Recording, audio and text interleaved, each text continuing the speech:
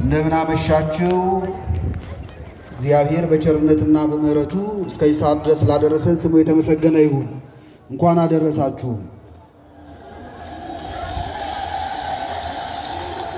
እግዚአብሔር አምላካችን ከሊቀ መላእክት ከቅዱስ ገብርኤል ረድኤት በረከት ይክፈለን። በሚኖረን አጠር ያለ ሰዓት የአምላካችንን ቃል እንማራለን። ከዚህ በፊትም ስትማሩ ስላመሻችሁ ብዙ ረዘም ያለ ነገር አናነሳም። አጠር ላለ ጊዜ አምላካችንን ቃል እንማራለን። እግዚአብሔር አምላካችን እንዲያስተምረን እንዲመክረን ቅዱስ ፈቃድ ይሆንልን።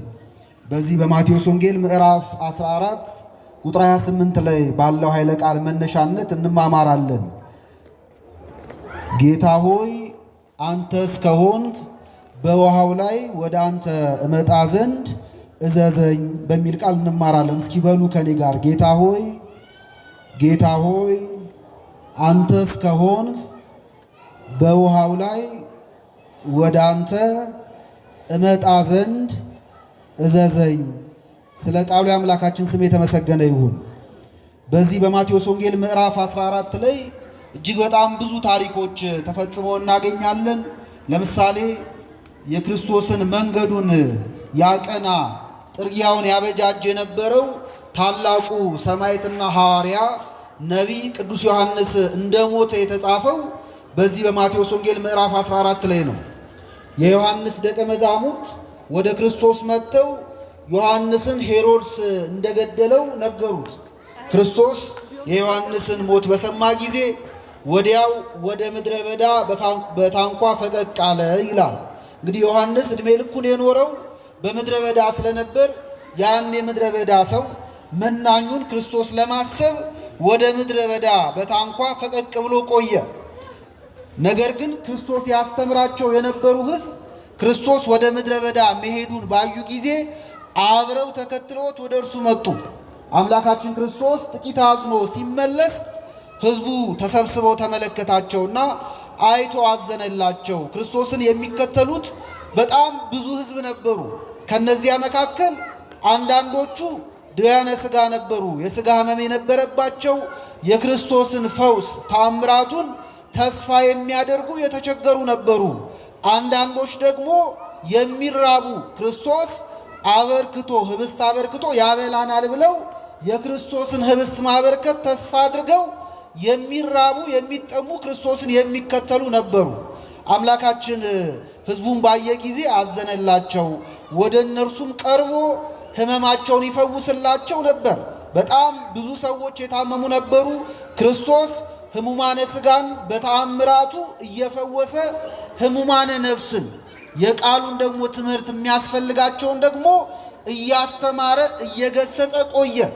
መጽሐፍ ቅዱሱ እንደሚነግረን ክርስቶስ ሲያስተምር፣ ክርስቶስ ተአምር ሲያደርግ፣ ሕዝቡ ደግሞ ሲማርና ሲፈወስ ሰዓቱ ሄደና ማምሸት ጀመረ። ያን ጊዜ ሐዋርያቱ ወደ ክርስቶስ ቀረቡና ጌታ ሆይ ሰዓቱ ሄዷል አሉት። ሰዓቱ ምን ብሏል? ምን አድርጓል? ሰዓቱ ሄዷል፣ ያለንበት ደግሞ ምድረ በዳ ነውና እባክህ ሕዝቡ ወደ ከተማ ሄዶ ምግብ እንዲገዛ አሰናብታቸው በማለት ጥያቄ አቀረቡ። ሐዋርያቱ ክርስቶስን ሕዝቡን አሰናብት ብለው ለመጠየቅ የበቁት በእነዚህ በሁለቱ ምክንያቶች ናቸው። የመጀመሪያው ሰዓቱ ስለሄደ ነው። ሁለተኛ ደግሞ ያሉበት ምን ስለሆነ ነው? ምድረ በዳ ስለሆነ ነው። በጣም የሚያስገርም ነው። እንግዲህ እነዚህ ሁለቱም ክርስቶስ ሕዝቡን እንዲያሰናብት ግድ የሚያስብሉ ምክንያቶች አልነበሩ። ሐዋርያቱ ገና በትምህርት ስላልጸኑ ለጊዜው ከእነርሱ ጋር የነበረው መምህራቸው ክርስቶስ ማን እንደሆነ እውነተኛ ማንነቱን፣ ጌትነቱን፣ አምላክነቱን ያን ጊዜ ገና አልተረዱም ነበረ። ከዚህ የተነሳ ሰዓቱ ሄዷል አሉት። ለክርስቶስ ግን እንዳይሰራ፣ እንዳያስተምር፣ ተአምር እንዳያደርግ ሰዓት ሊገድበው ይችላል? ሰዓትን የፈጠረ ማን ነው? ጊዜያትን ያበጃጀ ማን ነው? እርሱ ነበር። የእርሱ አገልጋዮች እነ ኢያሱ የጀመሩትን አገልግሎት ጊዜ እንዳያስቆማቸው፣ ፀሐይ እንዳታስቆማቸው በገባውን ምድር ፀሐይን ሲያቆሙ ተመልክተናል በመጽሐፍ ቅዱስ። የእነርሱ አምላክ ክርስቶስ ደግሞ በጊዜያት ሁሉ ላይ ስልጣን ያለው ዘመናት በእርሱ የተፈጠሩ ናቸው። ሐዋርያት ግን ይህንን ስላላወቁ ሰዓቱ ሄዷል አሉት። በዚያ ላይ ደግሞ ምድረ በዳ ነው። ይህ ቦታ ላይ ምንም አይነት ልምላሜ ምንጭ አይታይም። ሕዝቡ ደግሞ ቀኑ ሙሉ ካንተ ጋር ስለሆነ ይርበዋል ይጠመዋልና የምንሰጠው የምንመግበው ምግብ ስለሌለ ቦታውን በረሃ ስለሆነ ወደ ከተማ አሰናብታቸው አሉት። ለክርስቶስ ግን አሁንም ሕዝብን ለመመገብ የተራበን ለማብላት በረሃ ወይም ደግሞ ምድረ በዳ እንቅፋት የሚሆንበት አይደለም። ሁላችሁም እንደምታውቁት ገና ይህች ዓለም ስትፈጠር በዕለተ ሰሉስ በዕለተ ማክሰኞ ለታውፅ ምድር ብሎ ምድር ሳርና ቡቃያ ፍሬ ያለባቸውንም ዛፎች ሁሉ ታውጣ ብሎ ምንም ካልነበረባት ምድር ላይ እጽዋት እንዲበቅሉ እንዲያቆጠቁጡ ያደረገው ማን ነው? እግዚአብሔር ነው። ይህ አምላክ ከእነርሱ ጋር ነበር። ሐዋርያት ግን ስላላወቁት ያለንበት ቦታ ምድረ በዳ ነው። ነቃማይ ልምላሜ ምንም አይነት የውሃ ምንጭ ልምላሜ ስለማይገኝ ሕዝቡ ወደ ከተማ እንዲወጣና ምግብ እንዲገዛ አሰናብት አሉት። በእርግጥ ሐዋርያቱ ብቻ አይደሉም። በዕብራውያን በእስራኤል ታሪክ ውስጥ ከሐዋርያቱ በፊት እግዚአብሔር እስራኤላውያንን በብዙ ተአምራት ከግብፅ ምድር ካወጣቸው በኋላ መና እያወረደ ከሰማይ ይመግባቸው ነበር። እስራኤላውያን ግን በጣም ደፋርና ክፉ ሕዝብ ስለነበሩ በእውኑ እግዚአብሔር መና ወረድኩላችሁ እኮ የሚለን ከደጋ ላይ ስላለንለት ውሃ እያረጋ ነው የሚሰጠን እንጂ የእውነት እግዚአብሔር አምላክ ከሆነ ጌታ ከሆነ እስኪ በምድረ በዳ ማዕድን ይስራልን አሉ። ምን ይስራልን? ማዕድ ያዘጋጅልን። በምድረ በዳ አምላክ ከሆነ ምንም አይነት ምንጭ ውሃ ልምላሜ በሌለበት ቦታ ያስገባንና እስኪ ከሰማይ መና ወርዶ ይመግበን ብለው እግዚአብሔርን አምተውት ነበረ። እግዚአብሔር ይችላል አይችልም? ይችላል። በእውነቱ ይችላል። ከዚህ በፊት እኮ እንደሚችል በጣም ብዙ ተአምር አድርጎ አሳይቷቸው ነበር። ልባቸው ግን ከማመን ይልቅ ወደ አለማመን የቀረበ ነበር። ሐዋርያቱ ክርስቶስ ከዚህ በፊት በጣም ብዙ ተአምር ሲያደርግ አይተውታል። ቀኑን ሙሉ የታመሙ ሰዎችን ሲፈውስ፣ ከብዙ በሽታቸው ሲገላግላቸው ሐዋርያቱ በዓይናቸው ተመልክተዋል። አሁን ግን ያለንበት ቦታ ምንድን ነው አሉ? ምድረ በዳ ነው አሉ። እንደኛ እኮ ነው። አሁን ዛሬ ያለው እግዚአብሔር ትላንትና ለእኛ ያደረገልን ጉድለታችንን የሞላልን ከብዙ አይነት መከራ ውስጥ ያወጣን አምላክ አይመስለንም። ትላንት ያለውና ዛሬ ያለው እግዚአብሔር ሚለያይ የሚመስለን እኮ ሰዎች አሉ። ትላንትና ስንቸገር ስንወድቅ ያነሳን የረዳን የደገፈን ማን ነው? የትላንትናው እግዚአብሔር ዛሬ አለ የለም? ዛሬ ፈተና ሲገጥመን ታዲያ ለምን እንቸገራለን? እግዚአብሔር ይችላል ወይ ብለን ለምን እንጠይቀዋለን? መቻሉን ለምንድን ነው ጥያቄ ውስጥ የምናስገባው? ሐዋርያቱ ትላንትና ክርስቶስ ብዙ ተአምራት ሲያደርግ አይተዋል። ዛሬ ላይ ግን ወደ ክርስቶስ መጡና ያለንበት ቦታ ምድረ በዳ ነው፣ ምንም የምንሰጣቸው ነገር ስለሌለ አሰናብታቸው ብለው ጠየቁት። በዚህ ጊዜ ክርስቶስ ምን አላቸው? እነርሱ ሊሄዱ አያስፈልጋቸውም፣ እናንተ የሚበሉትን ስጧቸው አለ። እናንተ ምን አድርጓቸው? የሚበሉትን ስጧቸው አለ። ክርስቶስ ሐዋርያቱን እንዲህ ብሎ የጠየቃቸው በሐዋርያቱ እጅ ያለው ምግብ ምን ያህል እንደሆነ ሳያውቅ ቀርቶ አይደለም። ሐዋርያቱ በቁጥር 12 ናቸው። ክርስቶስን ደግሞ በዚያ ጊዜ ተቀምጠው ይሰሙ ያደምጡ የነበሩ ሰዎች ወደ 5 ገበያ ሕዝብ ነው ወይም ደግሞ 5000 ሰዎች ናቸው። ሐዋርያቱ ለ5000 ሰዎች የሚበቃ ማዕድ እንደማይዙ እንኳን ሐዋርያቱ እኛ እንኳን መገመት እንችላለን፣ ማሰብ እንችላለን። ክርስቶስ ታዲያ ለምንድን ነው ሐዋርያቱን ለሕዝቡ የሚበላ ነገር እናንተ ስጧቸው ብሎ የጠየቀው ከተባለ ሊፈትናቸው፣ እምነታቸውን ሊመረምር ነው። ታምነው ከተገኙ እምነታቸውን ደግሞ ከመሰከሩ ሊያመሰግናቸው ነበር። ሊቃውንቱ ይህንን የክርስቶስን ጥያቄ በማቴዎስ ወንጌል ምዕራፍ 16 ላይ በፊልጶስ ቂሳርያ ከጠየቀው ጥያቄ ጋር ያነጻጽሩታል። ታስታውሱ እንደሆነ ክርስቶስ ሐዋርያቱን ወደ ፊልጶስ ቂሳርያ ወሰደና ጥያቄ ጠይቋቸው ነበር። ሰዎች የሰውን ልጅ ማን ይሉታል አላቸው። ሰዎች የሰውን ልጅ ማን ይሉታል? እኔን ማን ይሉኛል ብሎ ጠየቃቸው። በዚህ ጊዜ ሐዋርያቱ ሰዎች ስለ ክርስቶስ ሲናገር የሰሙትን አንድ በአንድ መግለጽ ጀመሩ። አንዳንዶቹ ኤልያስ ነው ይለዋል፣ አንዳንዶቹ መጥምቁ ዮሐንስ ነው ይለዋል፣ አንዳንዶቹ ደግሞ ሙሴ ነው ይለዋል፣ ከነቢያት አንዱም ነህ የሚሉ አሉ ብለው ሐዋርያቱ የሰሙትን ለክርስቶስ ተናገሩ። ያን ጊዜ ክርስቶስ ቀጠል አደረገና እናንተስ እኔ ማን እንደሆንኩ ትላላችሁ አላቸው። ይህን ጥያቄ ሲጠይቃቸው ግን ሐዋርያቱ ዝም አሉ። መጀመሪያ ሰዎች ስለሚሉት እየተሽቀዳደሙ ነበር ይናገሩ የነበሩት።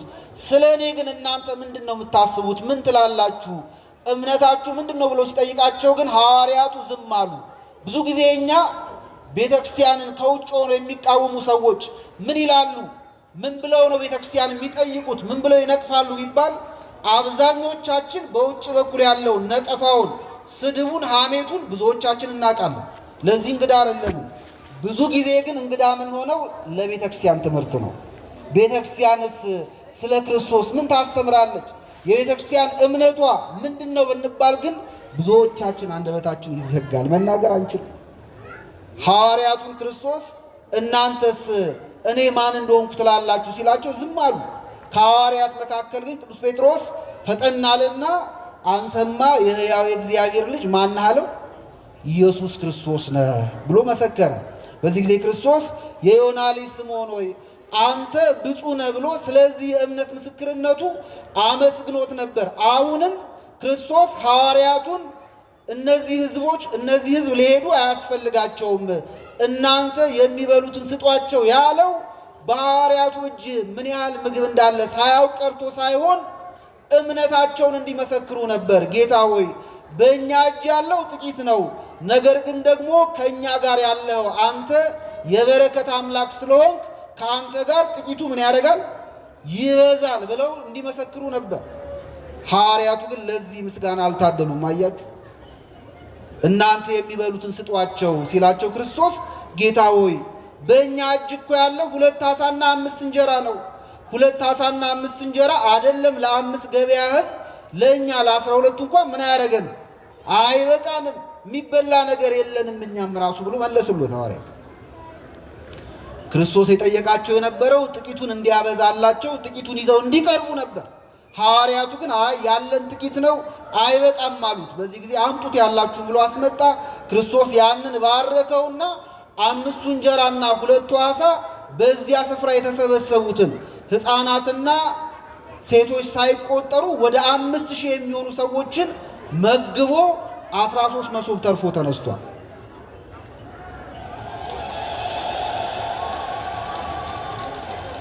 አስራሶስት መሶብ ሐዋርያቱ ተርፎ ተመለሰ። ይህን ያደረገው ማን ነው? እግዚአብሔር ነው። ስለዚህ ሐዋርያቱ ከነሱ ጋር ያለው አምላክ የበረከት አምላክ መሆኑን እንዲያውቁ ክርስቶስ ይህንን አደረገ። ስለዚህ ሁል ጊዜ እግዚአብሔር በሕይወታችን ውስጥ ሥራ መስራት ሲፈልግ ብቻውን የሚያከናውነው ነገር የለም። ከኛ የሚፈልገው የሚጠይቀው ጥቂት ነገር አለ ወይስ የለም? አለ። ሁል ጊዜ እግዚአብሔር ከሰው በጎ ፈቃድ ጋር ተባባሪ ነው። እግዚአብሔር ሥራ የሚሰራው ከኛ ጋር በመተባበር ነው። ለዚያ ነው ቅዱስ ጳውሎስ በቆሮንቶስ መልእክቱ ምዕራፍ 3 ላይ ምን ይላል? እናንተ የእግዚአብሔር ሕንፃዎች ናችሁ ይላል። እስኪ በሉ እናንተ የእግዚአብሔር ሕንፃዎች ናችሁ፣ እናንተ የእግዚአብሔር እርሻዎች ናችሁ፣ እኛ ደግሞ ከእርሱ ጋር አብረን ሰራተኞች ነን። ከማን ጋር? ከእግዚአብሔር ጋር። ስለዚህ እግዚአብሔር ከሰው ጋር ይሰራል አይሰራም? ይሰራል። ሁሉ ጊዜ እግዚአብሔር የትኛውንም ነገር ሊያደርግ ሲፈልግ ከኛ የሚጠብቀው ጥቂት ነገር አለ። ምንም የለኝም አትበሉ። እግዚአብሔር በእጃችሁ ያለውን ይሄማ ለምንም አይጠቅም የምትሉትን ነገር ማበርከት ማብዛት ይችላል አይችልም? በመጽሐፍ ቅዱስ ያየነው እኮ ይህንን እኮ ነው። ታስታውሳላችሁ? ሙሴ ሕዝቡን እየመራ በበረሃ ሲሄድ ከፊታቸው የኤርትራ ባህር ተደቀነባቸው። ሕዝቡ የኤርትራን ባህር ሲያይ ተሸበረ። ከግብፅ ምድር ያወጣህን በባህር መካከል ከተህ ልጨርሰን ነው ወይ ብለው ሙሴ ላይ አጉረመረሙበት። ሙሴ ደግሞ ወደ እግዚአብሔር በልቡ ይጮህ ነበር። ያን ጊዜ እግዚአብሔር ምን አለው? ስለምን ትጮህብኛለህ? በእጅህ ያለው ምንድነው አለው። በእጅህ ያለው ምንድነው ብሎ ጠየቀው። ሙሴ በእጁ ምንድነው የያዘው? በትር ነው የያዘው። ሙሴ ያንን በትር የያዘው ለመንገዱ ነው።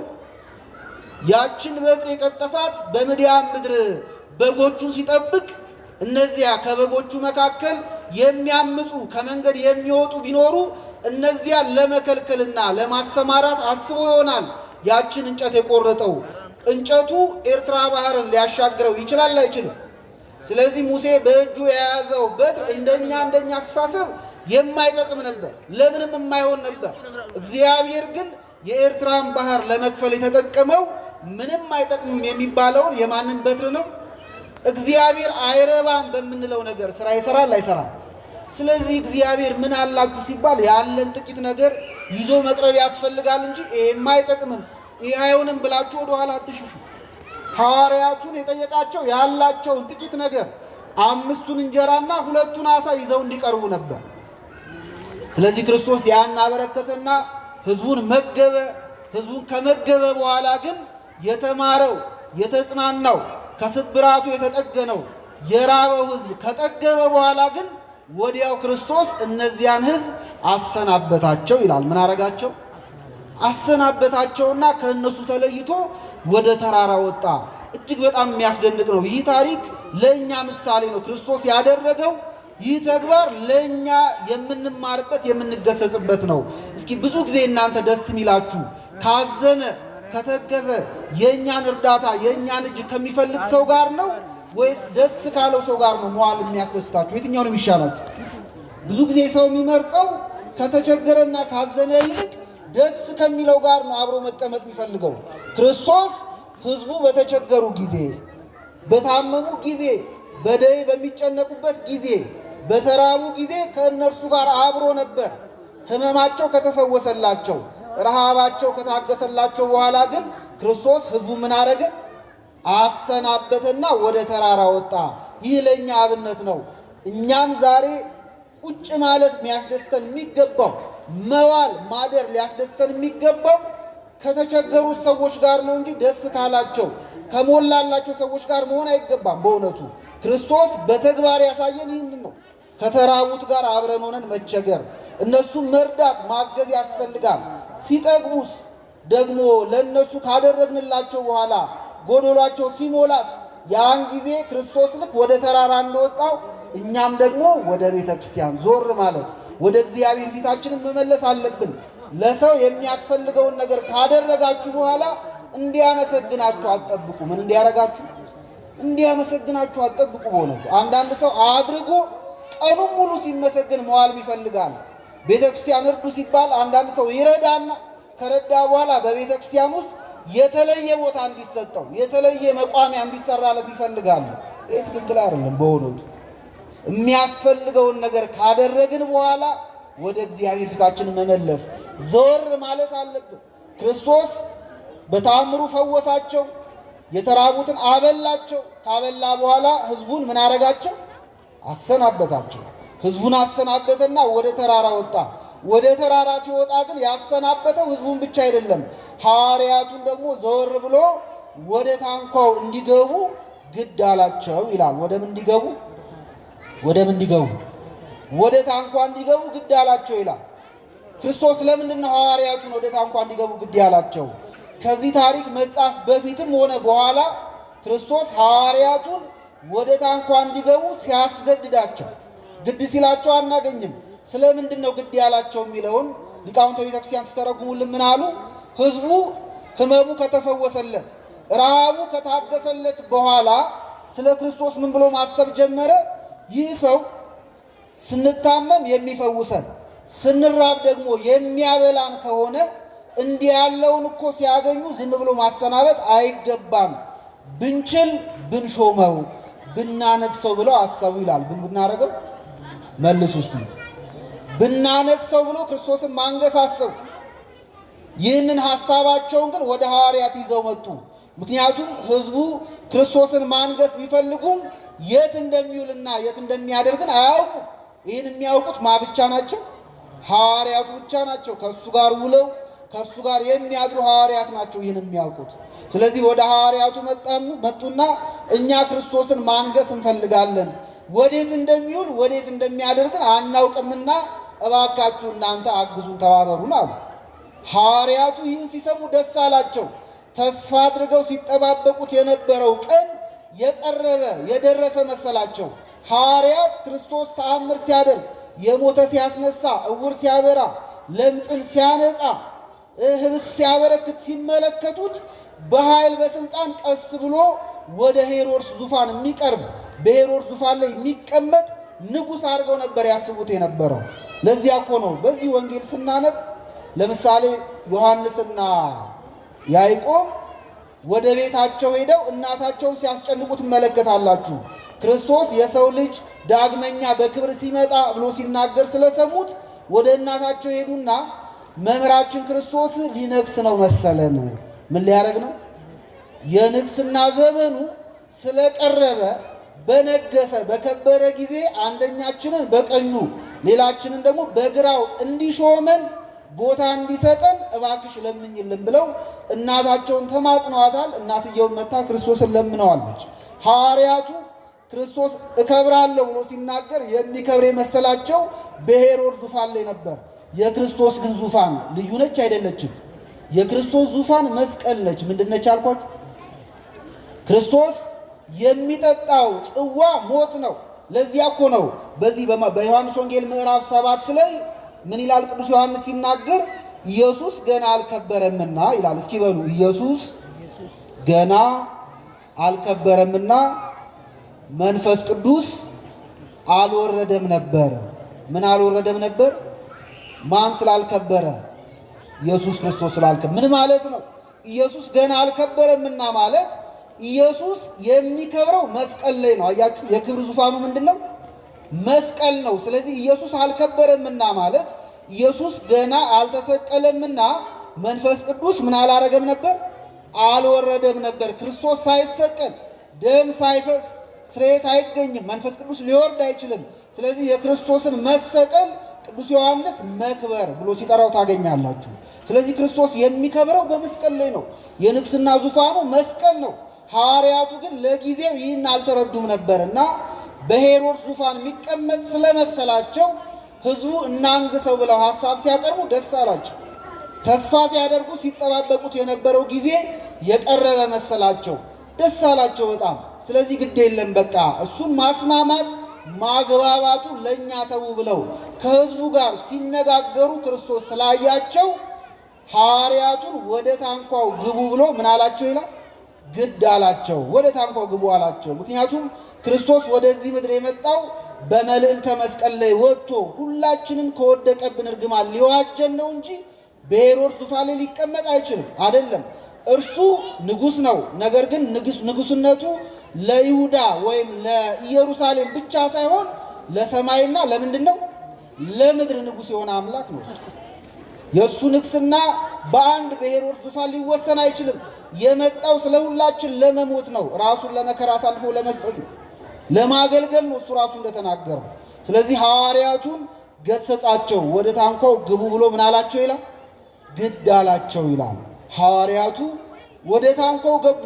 ወደ ታንኳው ከገቡ በኋላ ልክ መንገድ ሲጀምሩ ያን ጊዜ በገሊላ ባህር ላይ ትልቅ ማዕበል ተነሳ። ሐዋርያቱ የነበሩበትን ታንኳ ያናውጠው ጀመር። ሐዋርያቱ በዚያ ማዕበል መጨነቅ ጀመሩ። ታንኳው ይናወጣል። የሚችሉትን ለማድረግ ሞከሩ። ያንን ማዕበል ለማስቆም በውስጥ ያለውን ዕቃ እየጣሉ የሚችሉትን ጥረት አደረጉ። ማዕበሉ ግን ሊቆም አልቻለም። እየገፋ ወደ 6 ኪሎ ሜትር ገፍቶ ወሰደና ባህሩ መካከል አደረሳቸው። ምኑ መካከል ደረሱ? ምኑ መካከል? ባህሩ መካከል ደረሱ ሐዋርያቱ። አሁን ደከማቸው። የሚችሉትን ሁሉ አደረጉ። ማዕበሉ ግን ሊቆም አልቻለም። ሐዋርያቱ ከዚህ በላይ ማድረግ ሳይችሉ ሲቀሩ ደከሙ በጣም። ያን ጊዜ ልክ ሲደክሙ ከሌሊቱ በአራተኛው ክፍል ይለናል።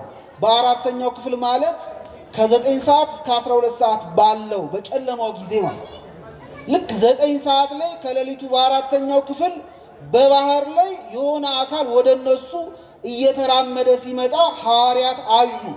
ሐዋርያቱ በባህር ላይ እየተራመደ ወደ እነርሱ የሚቀርብ የሆነ አካል ሲመለከቱ ደንግጠው ምትሃት መስሏቸው ጮሁ ይላል። ምን መስሏቸው ጮሁ? ምትሃት ወይም ሰይጣን ያዩ መሰላቸው። ሰይጣን ያዩ መስሏቸው ሐዋርያቱ ብለው ጮሁ። አቀለጡት ጩኸታቸው። ሐዋርያቱ ሰይጣን ያዩ መስሏቸው መጮኻቸው በጣም ያስገርማል። ለምን መሰላችሁ? በዚሁ ተመሳሳይ ታሪክ በተጻፈበት በማርቆስ ወንጌል ምዕራፍ 6 ላይ ስታነቡ ይህ ታሪክ ከመፈጸሙ በፊት ክርስቶስ ሐዋርያቱን መጀመሪያ መረጣቸው ይላል። ምን አረጋቸው?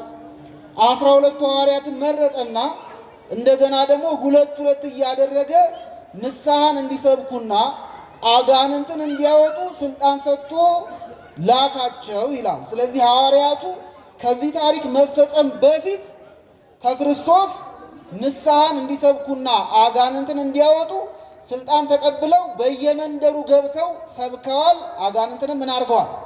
አወጥተዋል። አጋንንትን አወጥተዋል።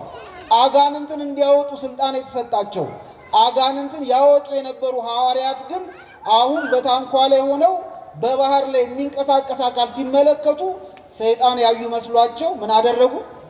ምን አረጉ? እናንተ አሁን ሰይጣንም ብታዩ ማን ነው የሚጮኸው? ትጮኻላችሁ? እናንተ ናችሁ ወይ ሰይጣን? የቀደመው ነው የሚጮኸው አይደል? አዎ። ሐዋርያቱ ሰይጣን ያዩ መስሏቸው ምን አደረጉ?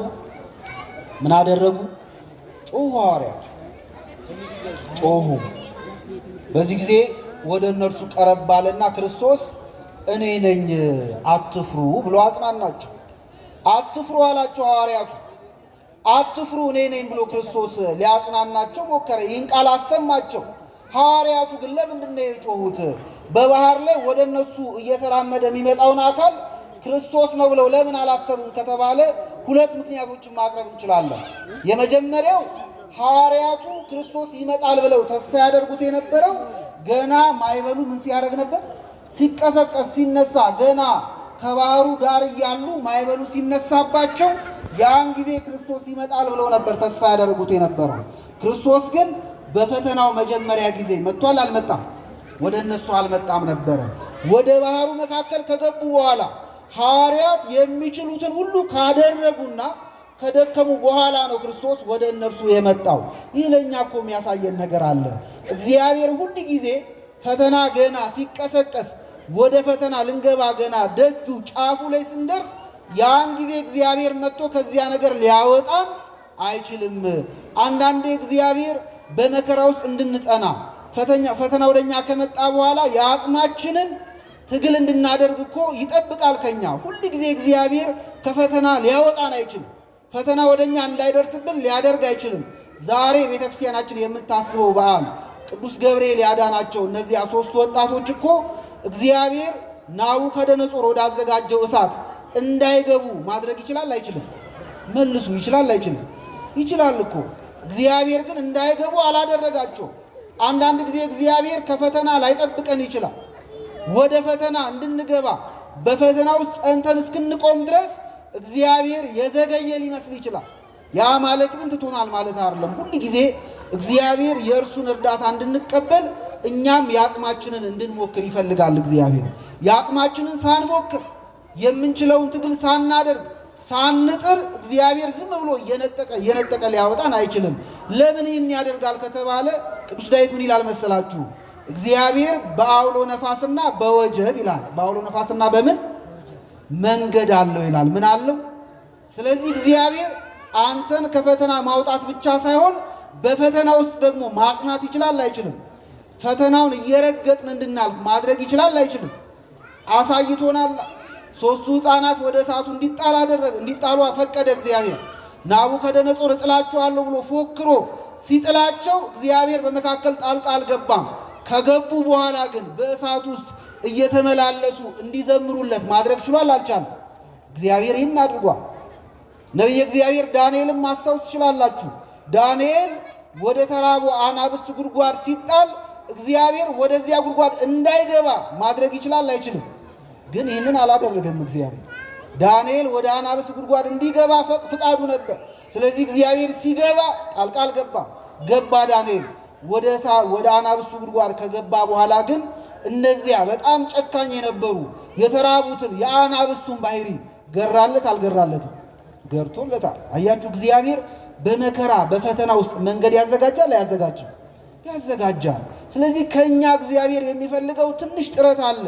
ያንን ጥረት አይቶ ነው እግዚአብሔር ያንን ድካማችንን አይቶ ያኔ ይረዳናል እግዚአብሔር።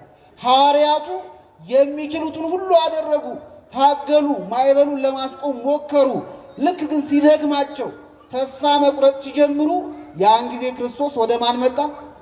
እግዚአብሔር አንዳንዴ ወደ ሕይወታችን የሚመጣው እኛ ብለን ሞክረን ደክመን በቃ ይህ ነገር አይሆንም ብለን ተስፋ ወደ መቁረጥ ጫፍ ስንደርስ ያን ጊዜ እግዚአብሔር ሥራ መስራት ይጀምራል።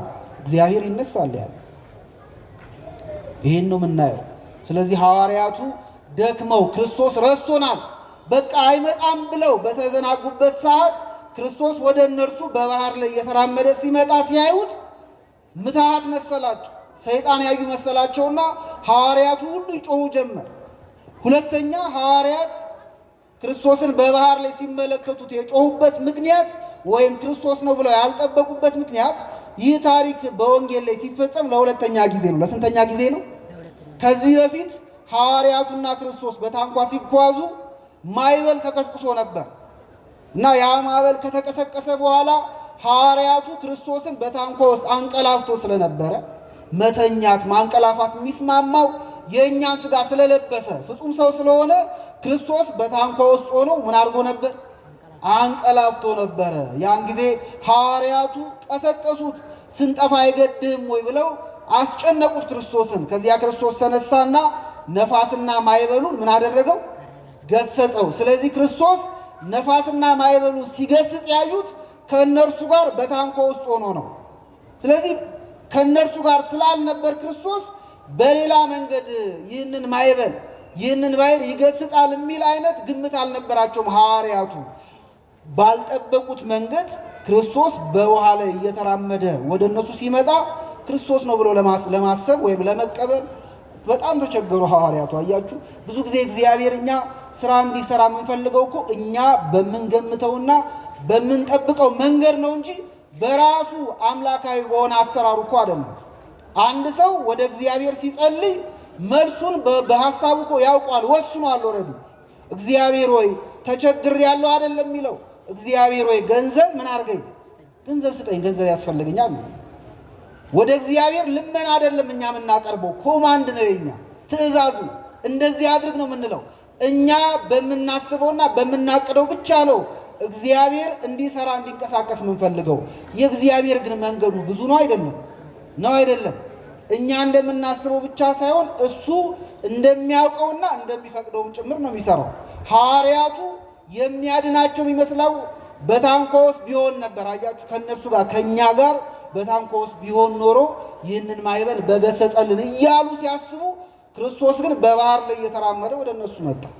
ያን ጊዜ በባህር ላይ የሚራመደው ክርስቶስ ስላልመሰላቸው ሐዋርያቱ ጮሁ። ክርስቶስም እኔ ነኝ አትፍሩ ብሎ አረጋጋቸው። እኔ ነኝ አትፍሩ ብሎ ሲያረጋጋቸው ወዲያው ከሐዋርያቱ መካከል ቅዱስ ጴጥሮስ ጌታ ሆይ አንተስ ከሆንክ በውሃው ላይ ወደ አንተ መጣ ዘንድ ምን አድርገኝ አለ? እዘዘኝ አለ። በጣም የሚያስገርም ነው። ቅዱስ ጴጥሮስ ይህን ጥያቄ ሲጠይቅ ሌሎቹ ሐዋርያት እኮ ይታዘቡት ይሆናል። ሰው እንዴት እንደዚህ ይቸኩላል? ገና ማዕበሉ ሳይረጋ ከገባንበት መከራ ፈተና ሳንወጣ እንደገና ደግሞ ከታንኳ ወጥቼ በባህር ላይ ልራመድ ምን አይነት ጥያቄ ነው? እንዴት እንዲህ ይጠይቃል? ብለው እኮ በውስጣቸው ቅዱስ ጴጥሮስን ይታዘቡት ይሆናል። ቅዱስ ጴጥሮስ ግን ጌታ ሆይ በባህር ላይ ወደ እኛ እየተራመድክ የምትመጣው አንተ ከሆንክ እኔም እንዳንተ በባህሩ ላይ ተራምጄ ወደ አንተ እመጣ ዘንድ ምን አድርገኝ አለ? እዘዘኝ በማለት ጥያቄ አቀረበ። በዚህ ጊዜ ክርስቶስ ና አለው። ምን አለው? ና አለው። ተፈቀደ። ከዚህ በኋላ የሚጠበቀው ከማን ነው ማለት ነው? ከጴጥሮስ ነው። አያችሁ፣ እግሩን ከታንኳ ውስጥ አውጥቶ የሚገለባበጠውን ውሃ ማዕበሉን ምን ማድረግ? መርገጥ ነው። ድርሻው የጴጥሮስ ነው። ቅዱስ ጴጥሮስ ና የሚለውን ድምፅ በሰማ ጊዜ ወዲያው ከታንኳ ውስጥ አንድ እግሩን አወጣና የባህሩን ውሃ ምን አደረገው? ረገጠው። እንግዲህ የባህር ውሃ ስንል የረጋ ዝም ብሎ እንደው እዚያው ቦታ ላይ ኩልል ያለ ውሃ አይደለም። ማዕበል ተቀስቅሶ ስለነበር የሚገለባበጥ ውሃ ነው፣ ያረጋ ውሃ ነው። በዚህ ውሃ ላይ ለመርገጥ ነው ቅዱስ ጴጥሮስ እግሮቹን ከታንኳ ምን ያደረገው? ያወጣው። ማን አዞታልና? ማን ፈቅዶለታልና? ክርስቶስ ፈቅዶለታል። ስለዚህ አወጣና ውሃውን ምን አደረገው? ረገጠው። ውሃ ይረገጣል? ምመና ይረገጣል አይረገጥም? አንዳንድ እኮ ችግሮች አሉ የማይታለፉ የሚመስሉ አይደል? በጣም የሚያስቸግሩ ጨርሶ ሊርቁ የማይችሉ ናቸው ብለን የምናስባቸው አንዳንድ ችግሮች አሉ። እግዚአብሔር ግን ያልፋል ካለ ያልፋል፣ አያልፍም? በዛ ላይ ውጡበት ካለ ይቻላል አይቻልም? በቃ ቅዱስ ጴጥሮስም በማዕበሉ ላይ ተረማምዶ እንዲመጣ ፈቀደለት። ያን ጊዜ ቅዱስ ጴጥሮስ ውሃውን ምን አረገ? ረገጠ። እግዚአብሔርን አምኖ በእንዲህ አይነት ችግሮች ውስጥ መረማመድ ይቻላል ማለት ነው። ይቻላል። የቅዱስ ጴጥሮስ እምነቱን በጣም እናደንቃለን። እኛ እኮ ብዙ ጊዜ እግዚአብሔር ከችግር ቢያወጣን የሆነ መለኮታዊ ስራውን ቢሰራልን ደስ ይለናል። እንደገና ደግሞ እግዚአብሔርን እርዳን ብቻ ሳይሆን የእኛም ደግሞ ጥበብ አለች፣ ካልኩሌሽን አለ። የእኛ ደግሞ ሎጂክ አለች ከጎናችን። የራሳችንን ነገር መጣል አንፈልግም። እግዚአብሔርም ደግሞ ምን እንዲያደርገን እንዲረዳን እንፈልጋለን። ልክ ያ ወንዝ ደራሽ ውሃ መጥቶ በወንዝ ውስጥ እያማታ ሲያሰቃየው ጉቶ ልክ የሆነ ቋጥኝ ሲያገኝ ያንን ቋጥኝ ያዘው፣ እፍና አድርጎ ያዘና ያንን መጸለይ ጀመረ። ጌታ ሆይ አድነኝ፣ እግዚአብሔር ሆይ አድነኝ እያለ ይለምናል። ያን ጊዜ እግዚአብሔር ተገለጠና አድነሃለሁ፣ ነገር ግን እኔ እንዳድንህ መጀመሪያ የያዝከውን ቋጥኙ ምን አድርገው ልቀቀው አለ። ልቀቀው ሲለው አይ ጌታ ሆይ ይሄንንም አልለቅም፣ አንተም ምን አድርገኝ፣ አንተማ አንዳንድ ጊዜ መልቀቅ የማንፈልጋቸው ነገሮች እኮ አሉ። እግዚአብሔር ስራ እንዲሰራ እንፈልጋለን፣ ግን ደግሞ በጎን የራሳችን ጥበብ አለ። አያችሁ፣ የራሳችን ካልኩሌሽን አለ። መተው የማንፈልጋቸው ነገሮች አሉ።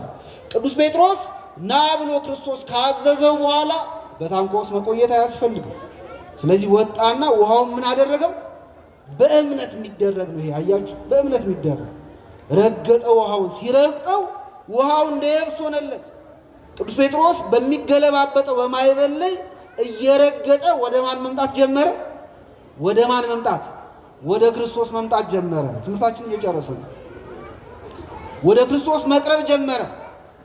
የሚገርማችሁ ግን ቅዱስ ጴጥሮስ ውሃውን እየረገጠ ሲሄድ ዓይኑን ከክርስቶስ ላይ አልነቀለም ነበር። ከማለኝ ከክርስቶስ ጋር አላነሳም ነበር። ክርስቶስን እያየ ነበረ ውሃውን ይራመድበት የነበረው፣ ከክርስቶስ ላይ አላነሳም። ልክ ግን ቅዱስ ጴጥሮስ ዓይኑን ከክርስቶስ ላይ አንስቶ በዙሪያው የነበረውን ነፋሱን፣ ማዕበሉን፣ ወጀቡን ማየት ሲጀምር ያን ጊዜ ልቡ ፈራ ይላል። ምን አረገ? ልቡ ፈራበት ቅዱስ ጴጥሮስ። ልቡ መፍራት ሲጀምር ወዲያው እግሮቹ በውሃ ውስጥ መስጠም ጀመሩ፣ ወደ ውስጥ መግባት ጀመሩ።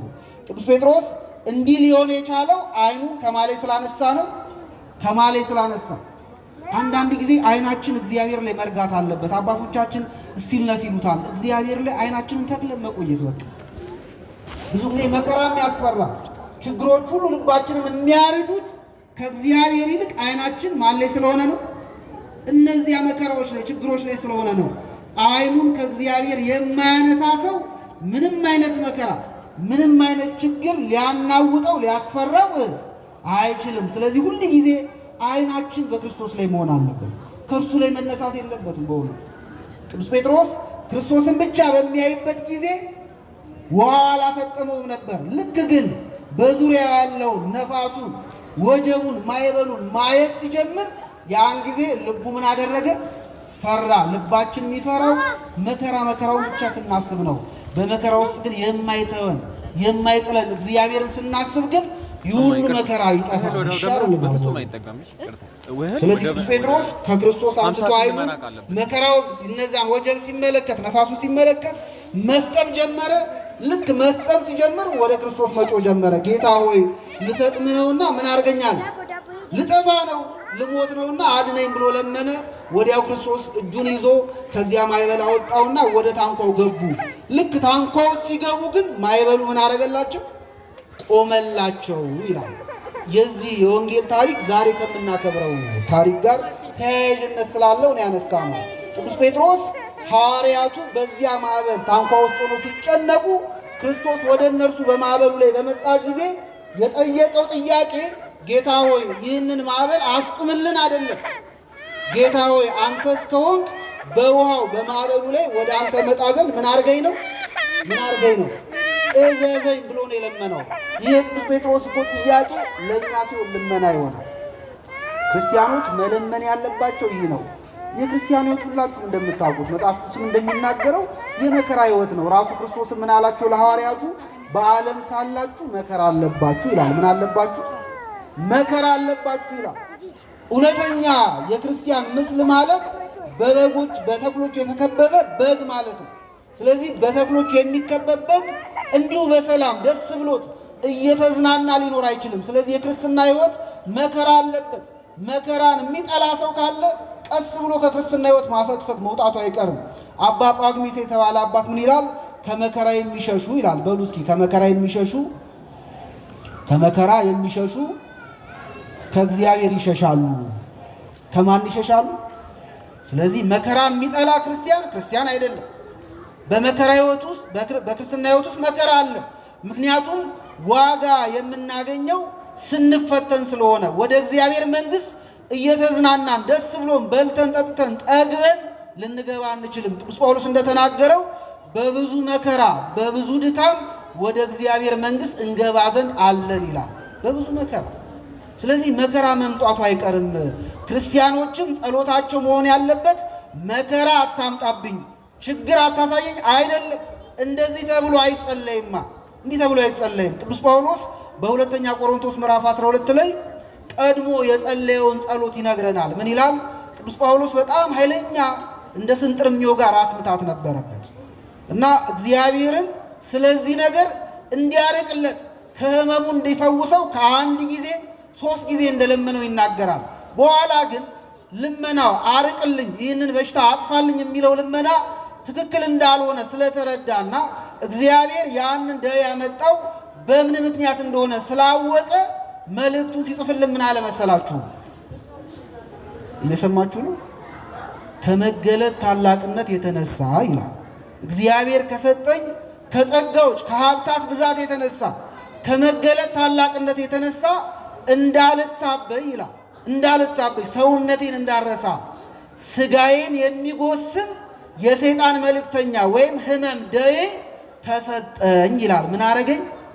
ተሰጠኝ። በሉ እስኪ አንድ ሰው ሲያመው ሕመም ተሰጠኝ ይላል ከኛ መካከል? አይልም። ቅዱስ ጳውሎስ ግን ዓላማው ስለገባው እግዚአብሔር በዚያ ሕመም እንዲታመም ያደረገበት ዓላማው እቅዱ ስለገባው ቅዱስ ጳውሎስ ተሰጠኝ ይላል። ሕመሙ ተሰጠኝ።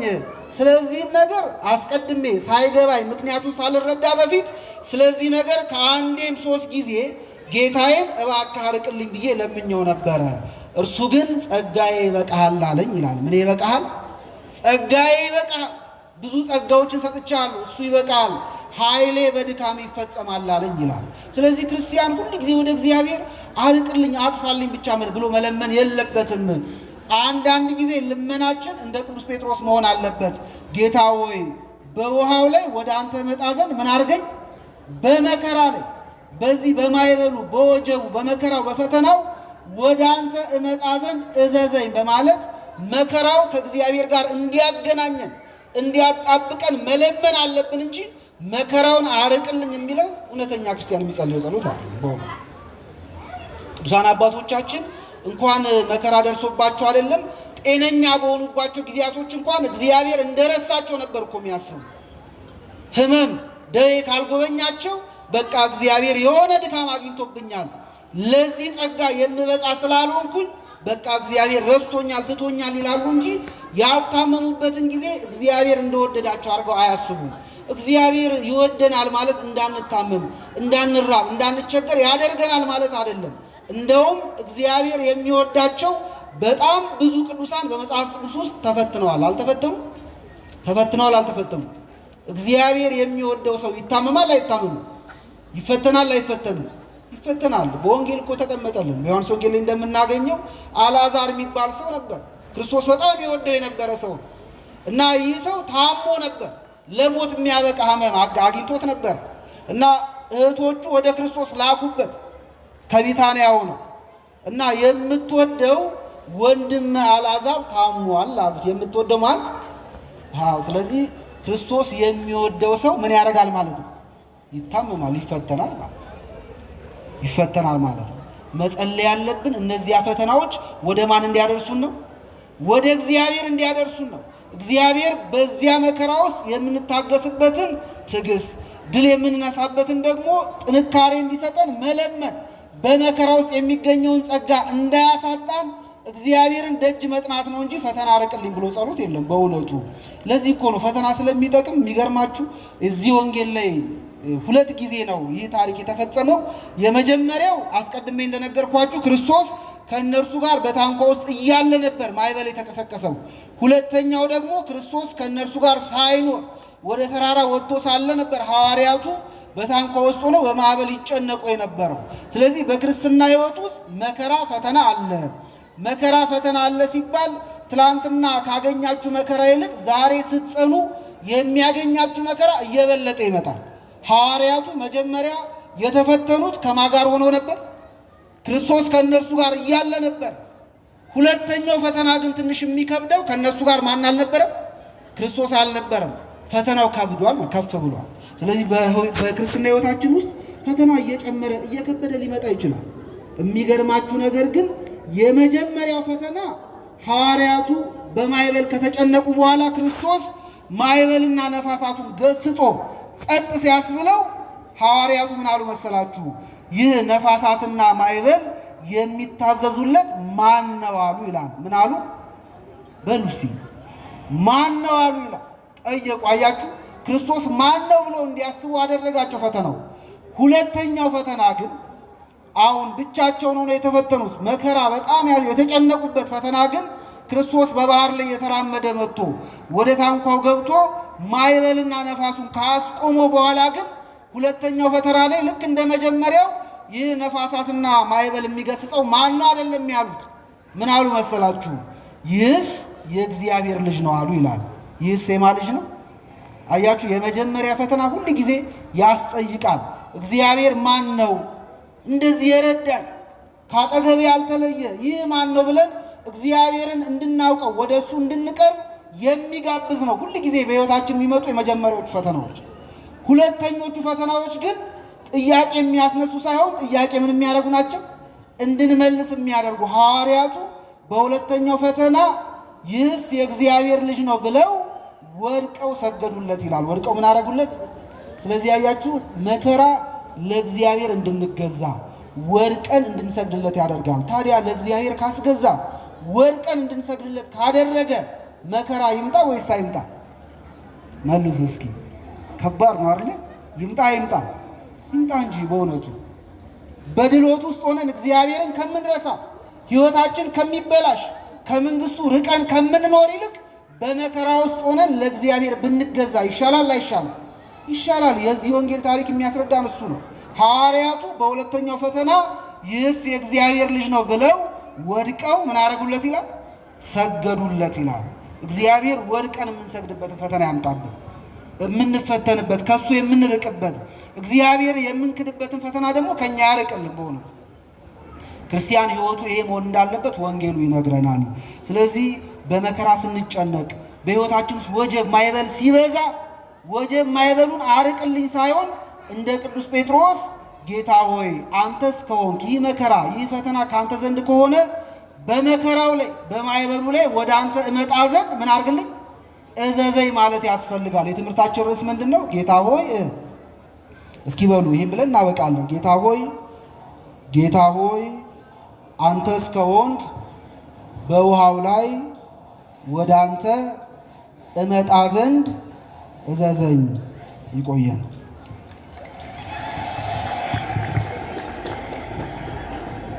በቀልን እንደዚሁ ያሉ መምህራንን ያብዛልን። እስቲ እግዚአብሔር